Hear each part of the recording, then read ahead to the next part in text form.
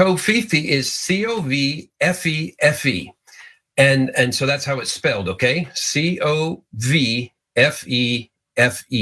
Can't do it with the fingers when I'm doing like this. But anyway, Covfefe. And yes, people thought that was an error for spelling coffee. Like they haven't learned yet that President Trump doesn't really miss anything. If something is spelled, if he leaves out an L, he adds an R, everything has a reason and a purpose. This is very strategic what is taking place. So Covfefe is, there are three from the table of elements. CO is for cobalt, V is for vanadium, Fe is 2 molecules of iron. This is the solution, the antidote to the 5G towers that were really designed to work with the vaccines and essentially hack us as human beings. Really?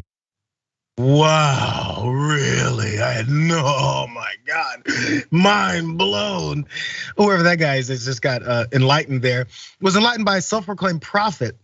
You could probably guess, a QAnoner. His name is Johnny Enlow, and it only took him 5 years to decipher what Covfefe means, because back in 2017, if you guys forgot, Donald Trump did tweet this. Again, May of 2017, 5 years ago. Despite the constant negative press, Covfefe, he writes, and apparently it means cobalt and uranium and iron twice, because that will save us from those 5G towers that are killing everyone eventually. So when he did tweet that out, he also pretended he didn't pretend it never happened, but he also leaned into it. But he still didn't give us the key to the meaning of it. This is what else he tweeted. Who can figure out the true meaning of Covfefe with a bunch of question marks? Enjoy. Again, this is him diving into it rather than rejecting it, which I think many people thought was, oh, he's having fun with it, fine. Which other people did as well. Sean Spicer, one of them.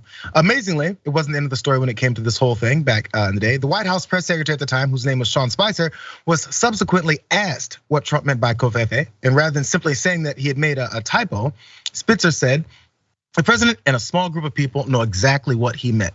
So it was to get people to stretch out with this story and make sure they think it's something big when it was literally just, in my opinion, a typo. But apparently it was about more. So neither Trump nor Spicer wanted to say that Trump had made a typing mistake. Trump and his minions are heavily invested in the idea that he doesn't make mistakes. And so they create a whole story around this Covfefe, which made no sense because it's just a made up word. But in this case, it tells us how to protect ourselves. So I wonder if this guy's gonna protect himself from those 5G towers. We've heard these theories, conspiracy theories about it before. But again, it's been 5 years. It's been 5 years, bro. Your thoughts? Like, why do they try so hard?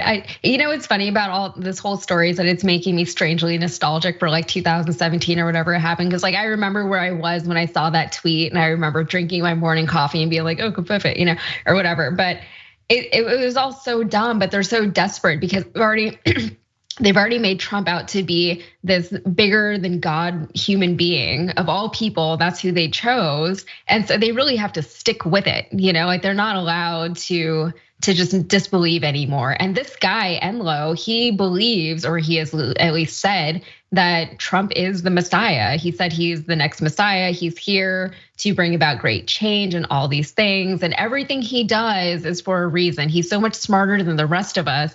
And the rest of us who think that he's dumb, we're dumb because we don't get it. Like that kind of vibe. And it's not a thing, right? Anybody can look at some nonsense and ascribe some meaning to it. How did he get that from that?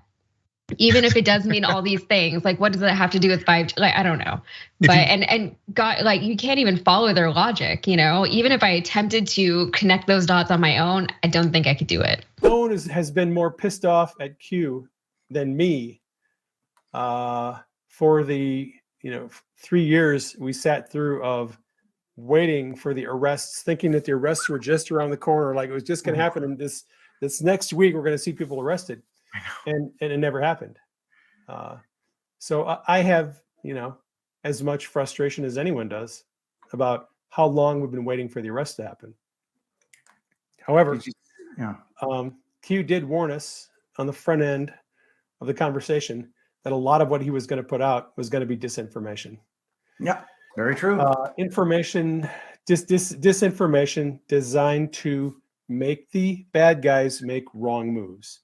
So you had to get real with that.